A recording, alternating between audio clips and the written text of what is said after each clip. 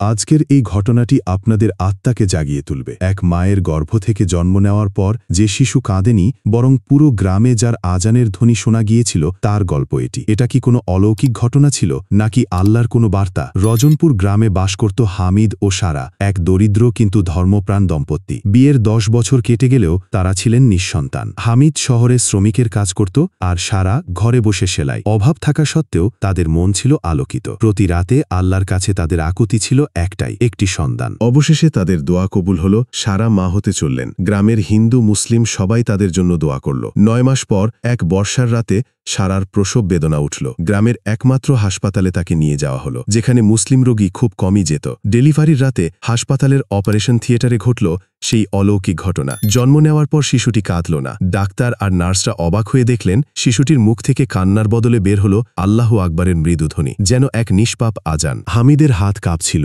যখন সে তার সন্তানকে কোলে নিল। সে বুঝতে পারছিল এ কোনো সাধারণ শিশু নয়, আল্লাহর এক বিশেষ নিয়ামত। এই খবর ছড়িয়ে পড়তে গ্রামে আলোড়ন সৃষ্টি হল। হিন্দু মুসলিম শিশুটিকে দেখতে আসতে লাগলো। সবাই এক বাক্যে স্বীকার করল এ শিশু সাধারণ নয়। তার নাম রাখা হলো হাসান। হাসানের উপস্থিতিতে গ্রামের হিন্দু মুসলিমের বিভেদ কমতে শুরু করল। যেখানে একসময় দাঙ্গা আর ঘৃণা ছিল, সেখানে এখন ভালোবাসা ও সম্প্রীতি দেখা দিল। কিন্তু এই সুখ বেশি দিন রইল না। একদিন হাসান হঠাৎ অসুস্থ হয়ে পড়ল। তীব্র জ্বরে তার ছোট্ট শরীর নিস্তেজ হয়ে গেল। হামিদ ও সারা তাকে নিয়ে হাসপাতালে ছুটল। ডাক্তাররা জানালেন অবস্থা সংকটজনক। সেই মুহূর্তে পুরো গ্রাম এক হয়ে গেল। হিন্দু মুসলিম কাঁধে কাঁধ মিলিয়ে তার জন্য দোয়া করতে লাগলো। হাসপাতালের বাইরে সবাই একসঙ্গে প্রার্থনা করছিল, কিন্তু আল্লাহর ইচ্ছা ছিল অন্যরকম। আইসিইউতে শিশুটির শেষ নিঃশ্বাস ত্যাগের আগে তার ছোট্ট ঠোঁট থেকে উচ্চারিত হল লা ইলাহা ইল্লাল্লাহ। এরপর সব শান্ত। হাসানের মৃত্যু পুরো গ্রামকে এক কান্নায় ভাসিয়ে দিল। তার জানাজায় হিন্দু মুসলিম উভয় সম্প্রদায়ের মানুষ অংশ নিয়েছিল। একটি ছোট্ট শিশু তার সংক্ষিপ্ত জীবনে যে ভালোবাসার বার্তা দিয়ে গেল, তা গ্রামের ইতিহাস বদলে দিল। কিছুদিন পর